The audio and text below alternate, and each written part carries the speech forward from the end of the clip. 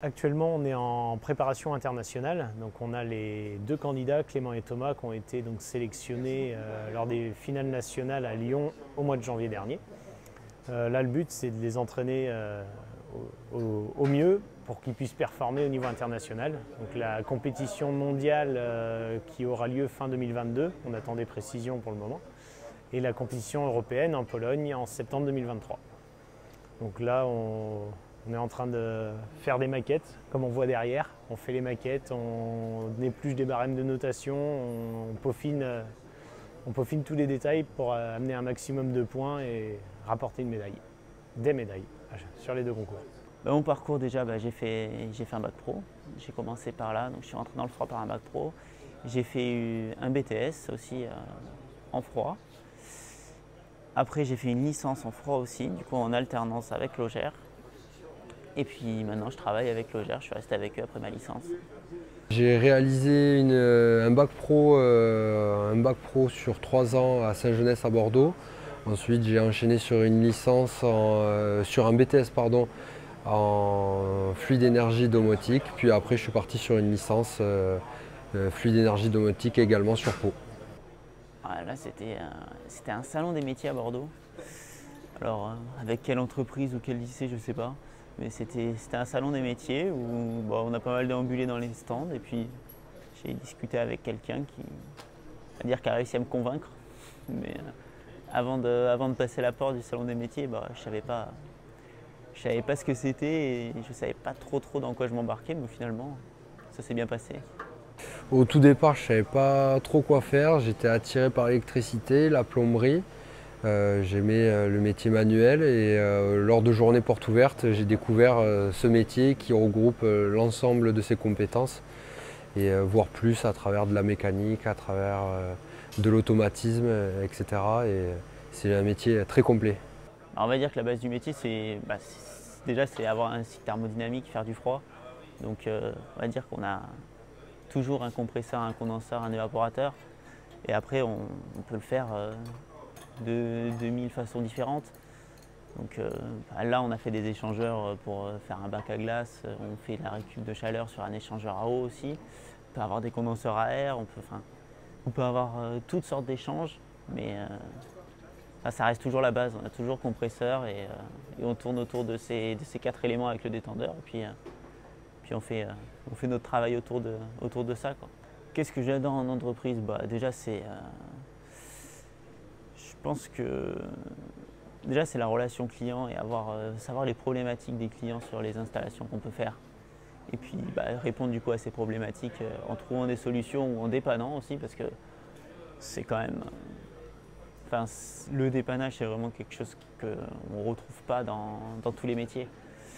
Donc on va dire que c'est l'intervention sur les sites clients que je préfère. Après, ce qu'on préfère, du moins moi, ce que j'aime moins, c'est toute la partie administrative du métier qui est assez lourde pour tout ce qui est les suivis de fluides, CERFA, tout ça. Mais bon, après, ça nous responsabilise aussi pour l'environnement. Ce que j'adore, c'est la diversité, c'est qu'on ne fait jamais la même chose tous les jours. Sur une panne, c'est jamais la même chose et souvent on apprend de ces journées-là où des fois on peut passer beaucoup de temps et pour des trucs tout bêtes et le lendemain ça nous rentre en mémoire et on ne reproduit pas les mêmes erreurs et c'est un métier où c'est tout le temps différent. Ça empiète sur la vie perso, forcément, parce que de toute façon à partir du moment où on va rentrer dans un cercle d'astreinte, ça empiète forcément. Il y a au moins une semaine par mois où effectivement oui ça empiète fortement sur la vie personnelle, mais bon après on le sait et on n'est pas pris au dépourvu. Donc oui, sur ce côté-là, je pense que oui, ça empiète un petit peu plus que d'autres métiers sur la vie perso. Ça franchement, j'en ai aucune idée, on verra les opportunités et ce qui vient à se présenter. Mais pour l'instant, je pense que déjà on a quand même beaucoup de choses techniques à voir sur le terrain. Et on en apprend tous les jours, donc je pense que tant qu'on n'est pas lassé et tant qu'on continue à s'épanouir et à apprendre sur le poste qu'on a, je pense que les évolutions, ça viendra tout seul par la suite. Déjà du courage pour arriver au bout de l'épreuve. Arriver au bout de l'épreuve et à donner le meilleur de ce qu'on a appris et même de soi-même au niveau de la concentration et de la compréhension de ce qu'il faut faire, parce que c'est quand même beaucoup de compréhension.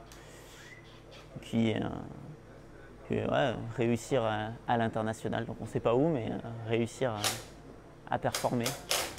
Eh bien, que je réussisse en Europe l'année prochaine, que je décroche la médaille pour l'équipe de France et que tout se passe bien.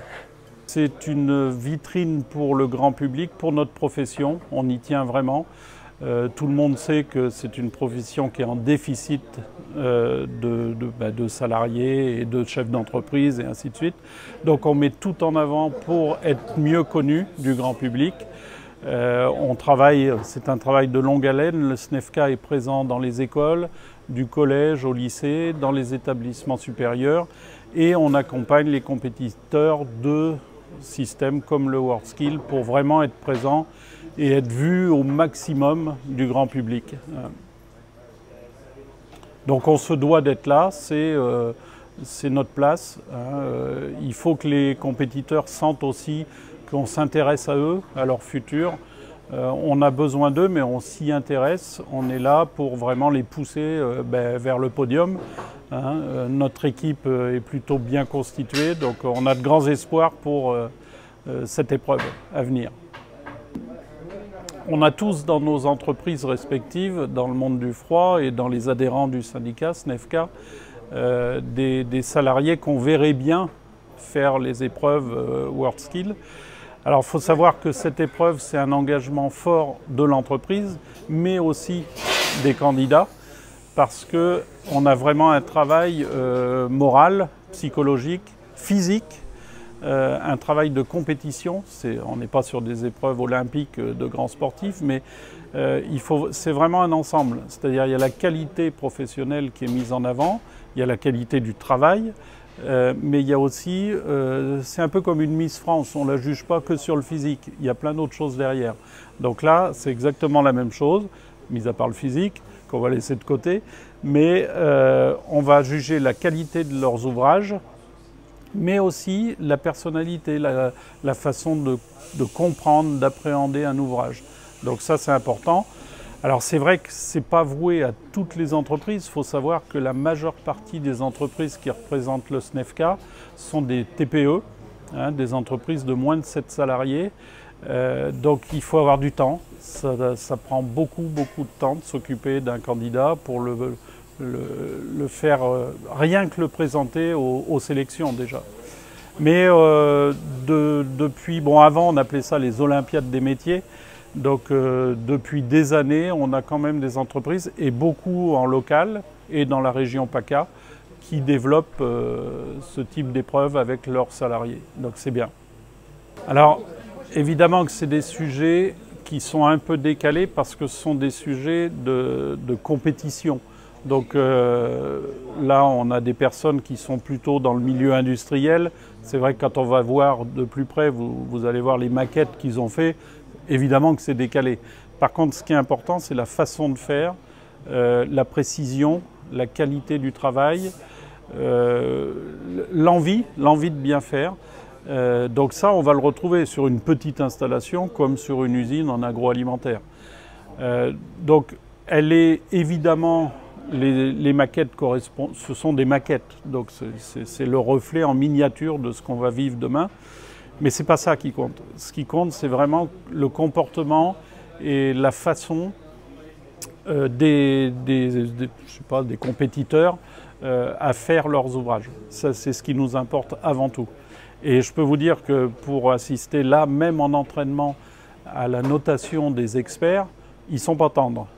Il y a des notes éliminatoires, mais c'est à la petite vis près ou à 2 mm près. Toc, la session ou le module passe sur 0 et on repasse à l'autre module. Donc non, c'est plutôt très sérieux, quoi. On a nos petits jeunes européens et internationaux qui sont en train de faire, ça s'appelle un speed module. Donc, là, ils sont en train de réaliser un échangeur de chaleur eau glycolée fluide frigorigène pour la cube de chaleur. Et ils ont un temps donné.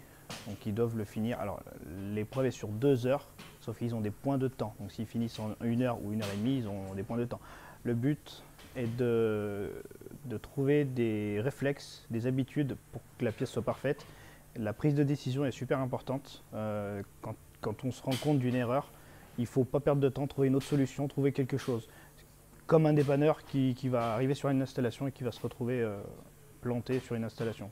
C'est la prise de décision. Voilà, donc là ils sont en plein dans le mouvement et ça fait plaisir. On voit vraiment une évolution parce que c'est une pièce qu'ils ont fait donc, pour les finales 2 à Lyon.